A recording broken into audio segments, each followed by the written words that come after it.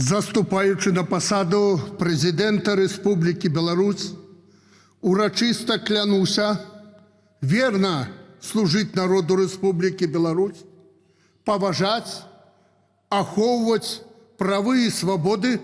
чоловіка і громадянина, заховувати, обороняти Конституцію Республіки Білорусь,